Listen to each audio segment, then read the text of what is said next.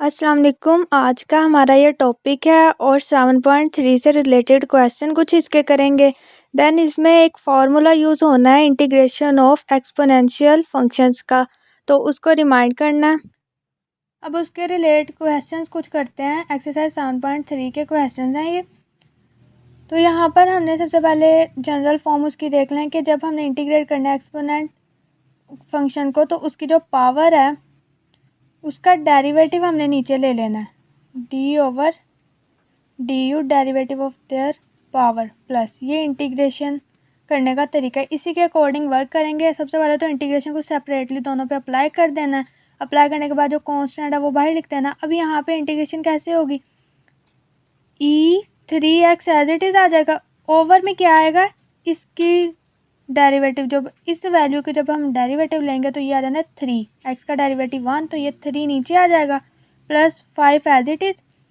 Similarly इस पे करेंगे -x ओवर इसका जब हम डेरिवेटिव लेंगे तो -1 आ जाएगा, क्योंकि derivative with respect to x यहाँ पे लेना है, हमने इंटीग्रेशन करनी है तो वेरिएबल x है, तो +7c आ जाएगा। जब इन चीज़ों को रीअरेंज करेंगे तो e3x ओवर 3 माइनस ये माइनस यहाँ पे आ जाएगा 5e माइनस एक्स प्लस सी कॉन्स्टेंट का, तो ये हमारा आंसर है।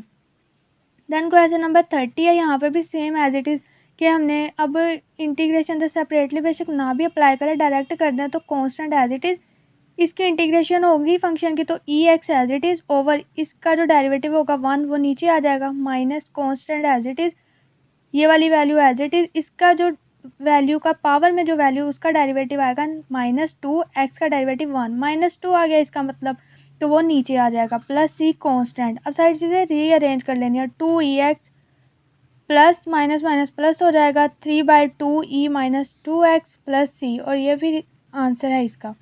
Question number 31। यहाँ पे अब साथ आ गई है लिमिट। लिमिट अप्लाई करने से पहले इंटीग्रेट कर लेना। इंटीग्रेट किया e(x) को तो e(x) एज इट इज़ आ जाएगा। अब इसके जो पावर का डेरिवेटिव 1 वो नीचे आ जाएगा, दैन लिमिट साथ उसके लिखी जाएगी। नीचे वाली वैल्यू 1 नहीं हम लिखते होते तो e(x) ही रह गया। अब इस पे जब हमने लिमिट अप्लाई करनी है तो e log 3 minus e log 2 हो जाएगा, और हमें पता है जब e log कोई भी कांस्टेंट कोई भी वैल्यू हो तो वो इज इक्वल टू हम उस वैल्यू के लिख देते हैं। तो यहाँ पे ये वर्क होगा कि e log 3 mean 3 minus e log 2 mean 2 is equal to 1, जो कि उससे जब सिंप्लीफाई करेंगे 3 - 2 तो 1 आंसर आ जाएगा। Question number 32। इसमें भी सेम एज इट इज़ इसका पहले इसे इंटीग्रेट इसे करना है। इंटीग्रेट किया तो ये चीज़ एज इट इज़, और इसके जो पावर थी उसका डेरिवेटिव -1 नीचे आ जाएगा, दैन जो लिमिट वो वैसे ही आ जाएगी। अब -1 में ये जो माइनस वो ऊपर आ जाएगा और 1 ख़त्म कर देंगे, माइनस माइनस को बाहर ले आएंगे और अब इस पर लिमिट अप्लाई कर देंगे। लिमिट अप्लाई की तो हो जाएगा e-0 minus e minus x की जगह log 2 माइनस log 2, तो माइनस माइनस प्लस हो जाएगा तो log 2 बच जाएगा। अब यहाँ पे e की जब 0 पावर होती है उसे हम 1 लिख सकते हैं, तो हमने उसकी जगह 1 लिख दिया, और e log 2 सेम प्रीवियस की तरह 2 आ जाएगा, तो 1 - 2 is equal to -1 minus minus plus, और आंसर 1 आ गया। Question number 33। इसमें भी अब 8 कांस्टेंट एज इट इज़ आ जाएगा। अब इसकी इंटीग्रेशन होगी फंक्शन की e(x) + 1 वैसे इंटीग्रेशन करने के बाद इसका डेरिवेटिव इंटीग्रेशन में ही अंदर इंक्लूड है, डेरिवेटिव ऑफ वैल्यू के साथ उसकी डिवीजन करनी है पावर की वैल्यू के साथ। तो इसकी जब हम डेरिवेटिव लेंगे x + 1 का तो वो आ जाना 1 + 0 विद रिस्पेक्ट टू x, तो वो 1 नीचे लिखा गया प्लस सी, तो 7 चीज़ें जो रीअरेंज कर ली तो ये इसका आंसर। इसमें लिमिट नहीं है हमारे पास तो डायरेक्ट बस आंसर, और जब लिमिट ना हो तो हम कांस्टेंट ऐड कर देते हैं साथ। तो question number 34 same as it is. Limit नहीं है तो हमने कांस्टेंट बाहर निकाल लेना है। Function as it is integration करने का जो रूल है तो उसकी जो पावर का डेरिवेटिव उससे डिवाइड कर देना। पावर का डेरिवेटिव लेंगे 2x - 1 है, डेरिवेटिव लेंगे तो 2 1 x का डेरिवेटिव -0 कांस्टेंट का डेरिवेटिव 0 होता है, तो ये 2 आ जाएगा। तो इस 2 को ये नीचे ये सारा डेरिवेटिव भी साथ मैंने लिखा हुआ है, तो बेशक 2 भी डायरेक्ट लिख दें, तो ये 2 और 2 से कटिंग हो जाएगा, जो यहाँ पे 2 बनेगा इस तरह से 2 से कटिंग, जो पीछे बच गई चीज़ें वो एज इट इज़ और साथ कांस्टेंट को ऐड कर देना है। अब क्वेश्चन नंबर 35 देखेंगे। Same as it is integration का रूल जो है एक्सपोनेंट वाला फंक्शन वैसे ही, और फिर डेरिवेटिव उसकी पावर का उससे डिवाइड कर देना। जब हम x/2 का डेरिवेटिव लेंगे तो 1/2 d/dx हो जाएगा। इसका डेरिवेटिव 1 है, तो इस वजह से 1/2 1 लिखा जाएगा इज इक्वल टू 1/2 हो जाएगा। ये जो चीज़ है 1/2 इससे फिर नीचे डिवाइड कर दिया डेरिवेटिव जो उसकी पावर का था, और साथ जो लिमिट थी वो एज इट इज़ लिख दी। अब ये जो 2 है ऊपर जाकर मल्टीप्लाई हो जाएगा और इस तरह से लिखा जाएगा। अब यहाँ पे लिमिट अप्लाई की log 9 और log 4, x की जगह log 9 और log 4 माइनस, लिमिट अप्लाई करते हुए दरमियान में माइनस लिखाते हैं।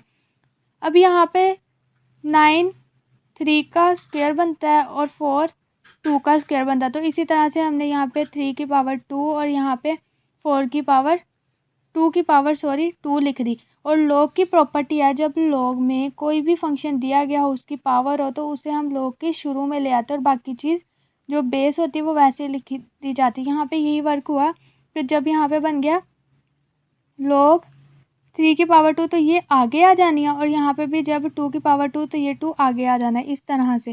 फिर ये 2 से कैंसिल हो जाना और ये 2 से पीछे रह गया log 3 और log 2। log 3 is equal to 3 और log 2 इज इक्वल टू 2 यहाँ पे आ जाएगा, और उसके बाद जब सिंप्लीफाई किया तो आंसर मेरे पास 2 आ जाना है। क्वेश्चन नंबर 36 भी सेम इसी स्टेप्स पर है जैसे वो किया कि पहले हमने e(x/4) एज इट इज़ लिख दिया, देन उसकी जो पावर का डेरिवेटिव लिया उससे डिवाइड कर देना। पावर का डेरिवेटिव आना है 1/4, x का डेरिवेटिव 1 और constant value as it is, और साथ जो लिमिट वो एज इट इज़ लिख देनी। 4 ने ऊपर जाकर मल्टीप्लाई हो जाना, मल्टीप्लिकेशन में लिख दिया, और जो पावर्स थी अब उसे अप्लाई कर दिया, x की जगह लिख दिया। जैसे पहले हमने कंप्लीटिंग यहाँ पे किया कि स्क्वायर बनता है कंप्लीट, इसी तरह हमने यहाँ पे स्क्वायर 16 2 की पावर अगर 4 हो तो इज इक्वल टू 16 होता है, और यहाँ पे 0 ये 0 पावर आ जानी है और e0 is equal to 1 put हो जाना है। 2 की पावर 4 लिखती, log की प्रॉपर्टी अप्लाई की, 4 फ्रंट पे आ जाएगा तो 4 log 2/4 बन जाएगा। 4 से कटिंग तो log 2 रह गया पीछे। log 2 मतलब e log 2 is equal to 2 हो जाना है। यहाँ पे अप्लाई किया 2 - 1 और साथ जो 4 एज इट इज़, इसे सिंप्लीफाई किया तो 1 आ जाना है। 4 1 ज़ा 4 आंसर है इसका। देन आगे क्वेश्चन नंबर 37 है। अभी यहाँ पे क्या करना है, सब्स्टिट्यूट करना पड़ेगा हमें, क्योंकि इंटीग्रेशन यहाँ पे इजी थी तो हमने कर ली, लेकिन जब हमें पता, एक पहली वीडियो है मेरी, मैंने उसमें सब्स्टिट्यूशन का कॉन्सेप्ट भी दिया, क्वेश्चंस भी करवाए हैं, कि जब हमारे पास ज़रा डिफ़िकल्ट आ जाए फंक्शन और साथ समथिंग और भी फंक्शन दिए गए हों, ऐसे समथिंग दिया गया हो या नीचे माइनस में दिया गया हो, कुछ भी हो, तो हमें समझ नहीं आती होती इसे क्या करें, किसको इंटीग्रेट करें, किसको छोड़ें, क्या कांस्टेंट एंड क्या नहीं। तो हम क्या करते हैं, अपने फंक्शन में देखते हैं कौन सी चीज़ ऐसी है जिसका डेरिवेटिव मौजूद है। हमने देखा कि √r का डेरिवेटिव मौजूद है यहाँ पे, √r is equal to r 1/2 होगा, जब डेरिवेटिव लेंगे तो 1/2 √r आ जाएगा। तो हमें यहाँ से पता लग रहा है कि इसका डेरिवेटिव मौजूद है, मैं इसे लेट कर लूँगी is equal to u, let किया, देन उसका डेरिवेटिव लिया, डेरिवेटिव लेकर आ गया पावर में से a का r -1/2, और यहाँ से हमने 2 दूसरी तरफ ले जाना और r इधर वाली साइड पे ले आना है dr को, तो 2du is equal to r -1/2 dr, ये चीज़ें आ गई। अब हमने अपने फंक्शन में सब्स्टिट्यूशन करनी है। सब्स्टिट्यूशन इस तरह से कि हमने लेट जो किया r 1/2, तो इसका मतलब इसकी जगह हमने लिख देना u, या सब्स्टिट्यूट करने से पहले सेपरेटली चीज़ें कर लें कि e √r अलहदा .1/√r अलहदा और dr उसके साथ, ऐसे सब सब्स्टिट्यूशन से पहले हम सिंप्लीफिकेशन कर सकते हैं, सेपरेशन कर सकते हैं। उसके बाद ये जो r है ऊपर चले जाएगा, -1/2 बन जाएगी। अब यहाँ पे सब्स्टिट्यूशन जब हमने की तो √r की जगह पुट कर दिया u जो हमने लेट किया है, और r -1/2 dr हमने जब उसका डेरिवेटिव लिया था तो हमारे पास उसकी वैल्यू आ गई थी 2du, उसकी जगह 2du पुट कर दिया। कांस्टेंट ने इंटीग्रेशन से बाहर आ जाना है, अंदर जो चीज़ें बची वो देखो अब बहुत सिंपल आ गई हैं। अब इस पे इंटीग्रेट कैसे करेंगे, eu ओवर इसका डेरिवेटिव क्या आ जाएगा विद रिस्पेक्ट टू u 1, तो eu ओवर 1 आ जाएगा। उसके बाद नीचे u जो 1 है उसकी कोई वैल्यू नहीं होती तो वो ख़त्म हो जाएगा, प्लस c कांस्टेंट, ये वाला इसका आंसर है। और अब यहाँ से क्या करना है, बैक सब्स्टिट्यूशन, आंसर हमारा आ गया। अब उसके बाद बैक सब्स्टिट्यूशन, वापस अपने क्वेश्चन में जाना कि हमने u क्या लेट किया था, u लेट हमने किया था 1/2, मतलब u की जगह r1/2 लिख देना प्लस c, और ये इसका सोल्यूशन है। अब आगे 38 को ऐसा सेम एज इट इज़ इसमें भी सब्स्टिट्यूशन करनी पड़ेगी, क्योंकि हमें समझ नहीं आ रही कि क्या करें। यहाँ पे अब क्वोशंट रूल तो होता नहीं है इंटीग्रेशन में, तो यहाँ पे समझ नहीं आ रही कि क्या करें, किस तरह से सॉल्व करें। तो हमने लेट कर लिया कि -√r = u। हमें यहाँ से पता चल रहा है कि 1/r√dr इसका डेरिवेटिव है, तो हमने उसे सिंप्लीफाई किया तो पावर आ गया पावर में से 1 कम। बस यहाँ पे क्या फ़र्क आना है, माइनस है दिया हुआ, ऊपर माइनस नहीं था, तो यहाँ पे बस साथ माइनस आ देना है। यहाँ तक डेरिवेटिव लेने के बाद ये वैल्यूज़ आ गई। उसके बाद यहाँ से क्या करना है, ये जो माइनस है, माइनस को दूसरी तरफ ले जाना और डी आर को इधर ले आना है, तो ये -2du = r -1/2 dr आ जाएगा। अब हमारा जो क्वेश्चन है उसे जैसे मैंने स्टेप बाय स्टेप यहाँ पे सेपरेट किया, यहाँ पे डायरेक्ट कर दिया है कि e -√r, और इससे अलहदा भी कर दिया और साथ ऊपर भी ले गए, तो वो पावर -1/2 बन गई और डी आर। अब यहाँ पे सब्स्टिट्यूट किया कि e -√r हमने लेट किया था, सॉरी -√r हमने लेट किया था u, तो e की पावर में u आ जाएगा। देन उसके बाद हमारे पास ये जो चीज़ ये हमारे डेरिवेटिव में बनी थी यहाँ पर, तो वो किसके इक्वल आई थी, -2du। -2du साथ ऐड हो गया, जो कांस्टेंट वैल्यू और वो है साथ इसके साइन वो बाहर आ जाएगा, साइन बाहर आ गया और अंदर चीज़ देखो सिंपल बिल्कुल बन गई। सिंपल बनी तो इसे इंटीग्रेट किया किस तरह से जी, eu as it is, then उसकी जो पावर का डेरिवेटिव 1 उससे डिवाइड कर दिया प्लस c, तो इसकी कोई वैल्यू नहीं होती, नीचे जो u1 होता है, तो ये -2 eu प्लस c आ जाएगा।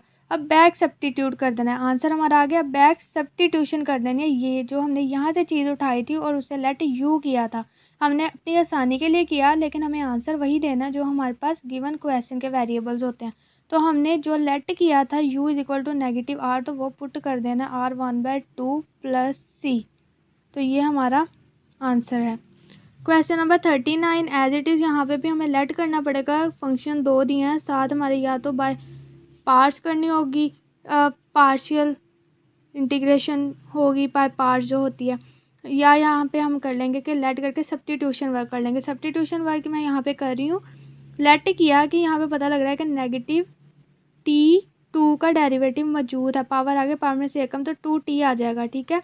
तो यहाँ पे लेट किया u को इसे, तो डेरिवेटिव लिया तो आ गया -2t, पावर आगे पावर में से 1 कम, और साथ पे यहाँ पे ये जो नेगेटिव है दूसरी तरफ चले जाएगा और यहाँ पे dt इधर आ जाएगा, तो ये नेगेटिव दूसरी तरफ चले गया और dt इधर वाली साइड पे आ गया। अब ये चीज़ें आ गई, ये लेट हो गया। अब हमने अपने फंक्शन जो इधर है उन्हें रीअरेंज कर लेना है कि इन चीज़ों की बेसिस पे कैसे कि 2t dt के साथ हो और -t² जो e की वैल्यू वो एक साइड पे कर लेंगे।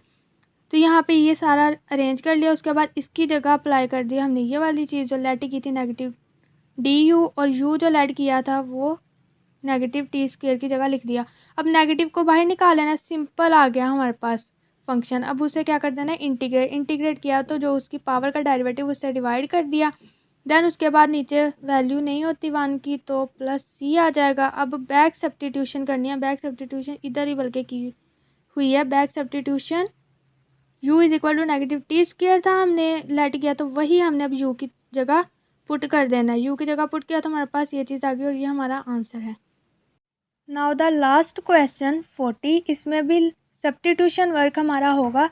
सब्स्टिट्यूशन वर्क इस तरह से होगा कि हमारे पास t4 का डेरिवेटिव हमें नज़र आ रहा है कि पावर आगे पावर में से 1 कम करेंगे तो 3t³ बन जाएगा, तो t³ मौजूद है, तो इसलिए हम इसे लेट u कर लेंगे। u के लेट किया t4 को, तो उसका जब डेरिवेटिव लिया तो पावर आगे पावर में से 1 कम, तो t³ आ गया। इसके बाद अब हमारे पास जो चीज़ है इसके साथ 4 नहीं है, तो हम 4 क्या करेंगे, दूसरी तरफ ले जाएंगे, मल्टीप्लाई हो रहा है दूसरी तरफ जाकर डिवाइड हो जाएगा और dt इधर वाली साइड पे आ जाएगा, क्योंकि du वेरिएबल के साथ नहीं रखना।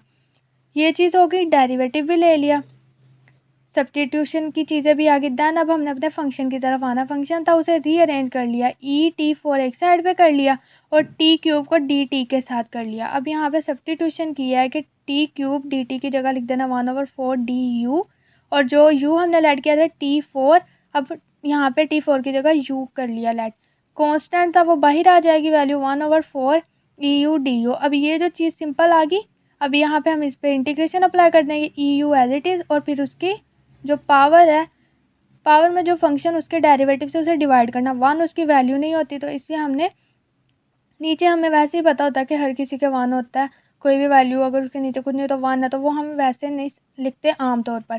तो यहाँ पे ई यू आ गया और जो कांस्टेंट एज इट इज़। अब बैक सब्स्टिट्यूट करना है। बैक सब्स्टिट्यूट क्या किया, जो ई हमने यहाँ पे यू पुट किया था T4 के, उसे अब यू की जगह दोबारा पुट कर देना है और हमारे पास आंसर आ गया 1/4 ET4 प्लस कांस्टेंट C। ये हमारे क्वेश्चन थे 29 to 40। इसमें इंटीग्रेशन थी एक्सपोनेंट फंक्शन की और साथ सब्स्टिट्यूशन का थोड़ा सा कॉन्सेप्ट था।